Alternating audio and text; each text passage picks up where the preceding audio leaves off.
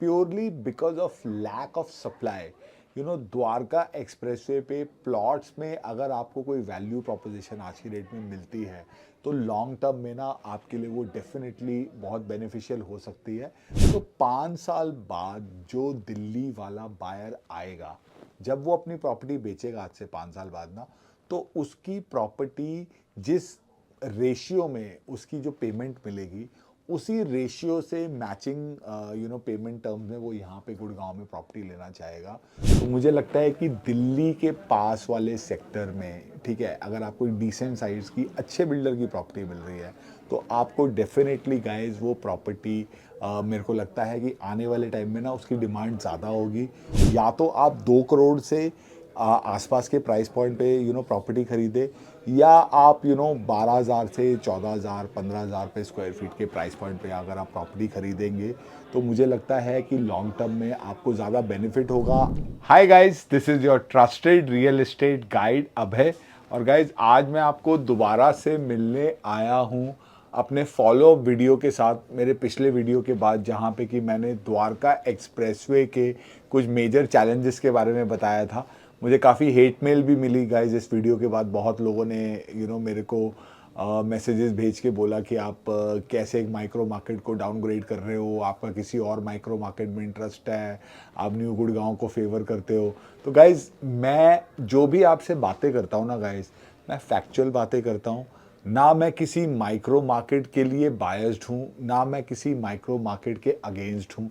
ठीक है, मुझे लगता है कि जितने लोग आपको इतना बढ़ा चढ़ा के सारी पॉजिटिव बातें बताते हैं, उनमें से कोई भी आदमी आपको किसी भी चीज़ के चैलेंजेस नहीं बताता। यहीं पे शायद मैं स्टैंड आउट करता हूँ।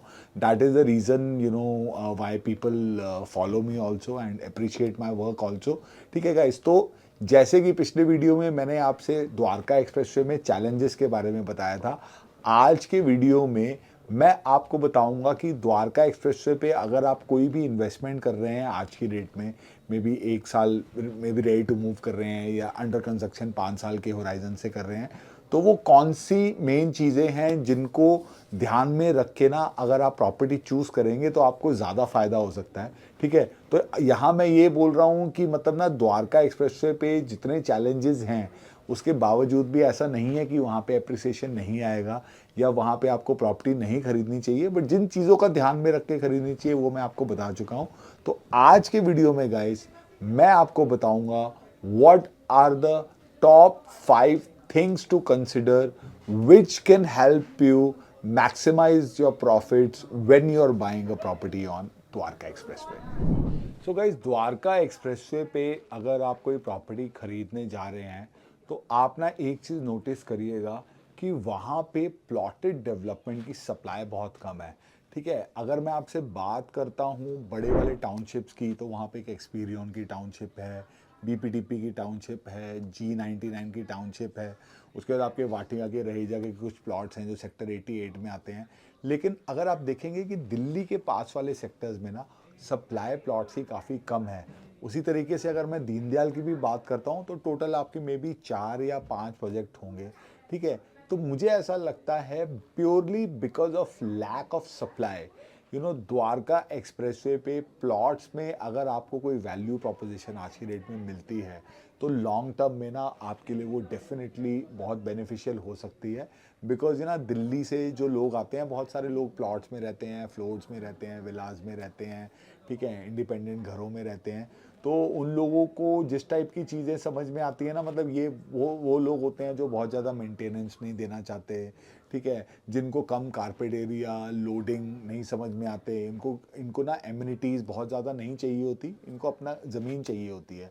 ठीक है, बहुत सारे ऐसी कॉलोनीज दिल्ली में बसी हुई है। तो ना प्लॉटेड डेवलपमेंट को अगर आप उसकी जो पेमेंट प्लान है या पेमेंट टर्म्स है उसको आप मैनेज कर सकते हैं तो प्लॉटेड डेवलपमेंट की तरफ आपको देखना चाहिए, पहली बात। दूसरी बात इसी से रिलेटेड गाइस कि ना द्वारका एक्सप्रेसवे पे मतलब ना अभी डेवलपमेंट में 2 4 5 साल का टाइम लगेगा। तो 5 साल बाद जो दिल्ली वाला बायर आएगा, जब वो अपनी प्रॉपर्टी बेचेगा आज से 5 साल बाद ना, तो उसकी प्रॉपर्टी जिस रेशियो में उसकी जो पेमेंट मिलेगी उसी रेशियो से मैचिंग पेमेंट टर्म्स में वो यहाँ पे गुड़गांव में प्रॉपर्टी लेना चाहेगा। तो इसीलिए गाइज कि आप देखेंगे कि द्वारका एक्सप्रेसवे पे जिस प्रॉपर्टी में medium long term short term किसी भी टाइम फ्रेम में एडजस्टमेंट का स्कोप होगा, उस प्रॉपर्टी की मुझे लगता है कि लॉन्ग टर्म में डिमांड ज़्यादा होगी। मान लीजिए आज आपने कोई प्रोजेक्ट खरीदा, फॉर एग्जांपल बीपीटीपी का, मैंने अमारी होगा पीछे वीडियो बनाया था, वहाँ पे आपने 14-14.5 हज़ार रुपये में आपने प्रॉपर्टी खरीदी, ठीक है। वहाँ पे 5 साल में मान लो 20 हज़ार का रेट हो गया फॉर एग्जांपल। तो भाई 20 हज़ार रुपये का जो रेट है, उसके बाद 14 हज़ार का 20 हज़ार का जो डिफरेंशियल है ना, वो दिल्ली वालों को सूट करता है, ठीक है। तो दैट इज़ वाई कि ना ऐसी प्रॉपर्टीज़ अगर आप देखें जहाँ पर आपको लगता है कि आने वाले टाइम में ये रेशियो 20-30-40% का रहेगा, वहाँ पे आपको प्रॉपर्टी लेने में एक फ़ायदा हो सकता है। सो गाइस, एक और चीज़ जो मुझे लगता है कि इम्पॉर्टेंट है द्वारका एक्सप्रेसवे में प्रॉपर्टी खरीदने के टाइम पे, कि ना आपको ये देखना चाहिए कि जो प्रॉपर्टी आप खरीद रहे हैं उसमें ना कार्पेट एरिया कितना है, ठीक है। अगर आप बात करेंगे ना दिल्ली के बायर्स की, ना दिल्ली में लोग 300 गज की कोठी में, 200-250 गज की कोठी में भी ना बहुत बड़े बड़े कमरे बना के रहते हैं। तो उस हिसाब से ना यहाँ पे अगर आप देखेंगे, आप 1500, 1800, 2000 स्क्वायर फीट के जो अपार्टमेंट्स आ रहे हैं ना, उसमें आपको ना 1100-1200 स्क्वायर फीट कार्पेट एरिया मिल रहा है, कई जगह और कम भी मिल रहा है इससे। तो ना मतलब मुझे ऐसा लगता है कि अगर आपका बजट है, मान लीजिए 4-5 करोड़ रुपए का आपका बजट है, तो आपको कोई ऐसी प्रॉपर्टी मिलती है जिसमें आपको 2000 square feet, 1800 square feet carpet area मिलता है, ठीक है। चाहे वो थोड़े से मे बी दूर के सेक्टर में मिले, मे बी 112-11 में ना मिले, आपको मे बी शायद 99 में, 100 में, 37 में, ऐसे बीपीटीपी में अभी अच्छे कार्पेट एरिया का प्रोजेक्ट आया था, ठीक है। Again I am not promoting BPTP in any way, I am just taking it as a example to explain it to you कि बड़े कार्पेट एरिया की डिमांड मेरे को लगता है दिल्ली के बायर्स के साथ हमेशा रहेगी, ठीक है। उसके अलावा गाइज एक और चौथी चीज़ है कि ना मतलब दिल्ली वालों के लिए हमेशा दिल्ली से प्रॉक्सिमिटी ना इम्पॉर्टेंट होगी।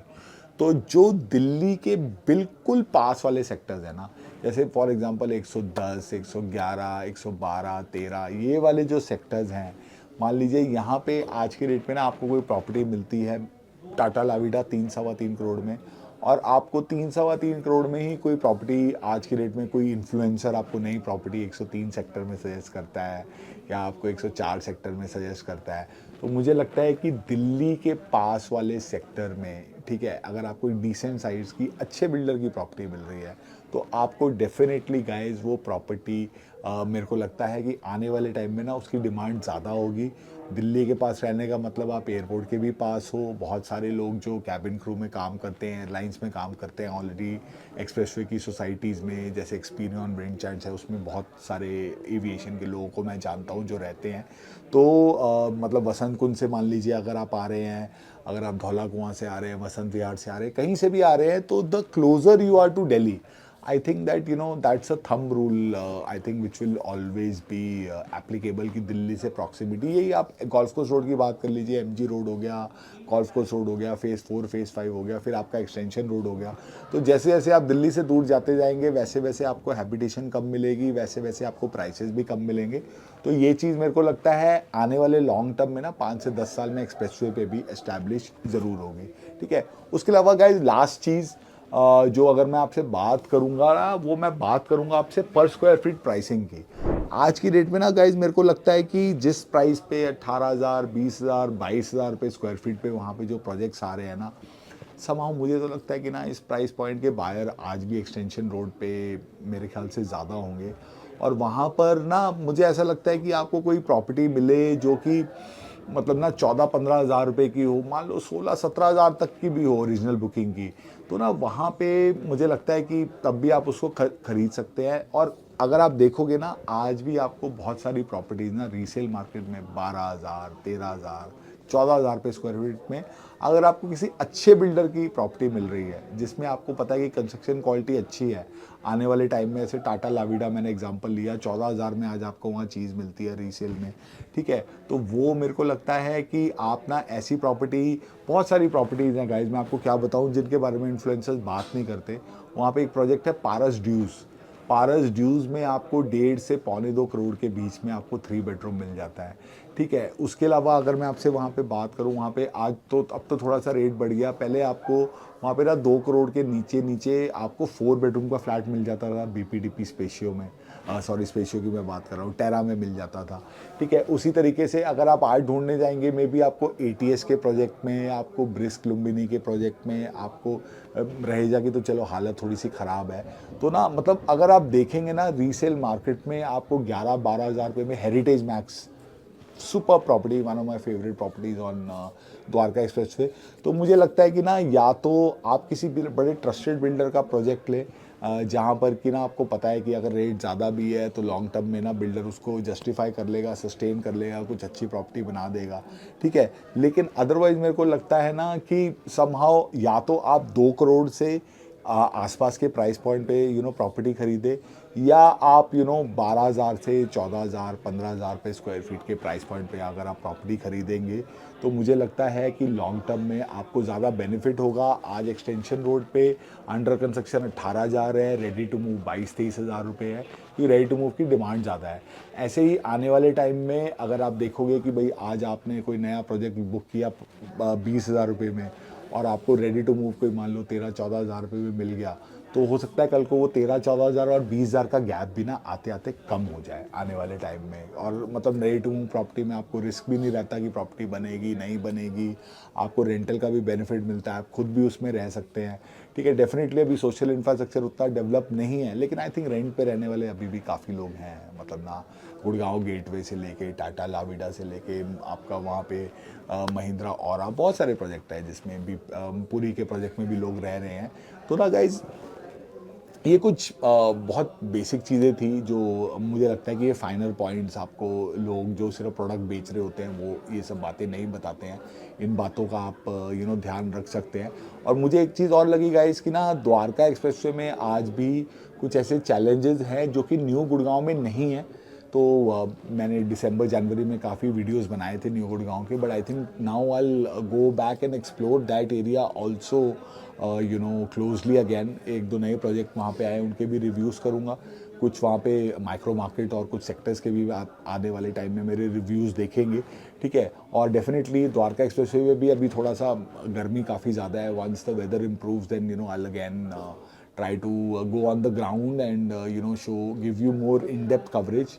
और इसी तरीके से गाइज जैसे आप लोग मुझे पहले सपोर्ट करते रहे हैं, आगे भी सपोर्ट करते रहिए। It gives us a lot of encouragement with all the positive comments that you send us with our videos, so we really look forward to that। और इसी तरीके से गाइज आप हमारे चैनल को लाइक करें, शेयर करें, कमेंट करें, सब्सक्राइब करें। I'll see you guys again very soon। Bye for now।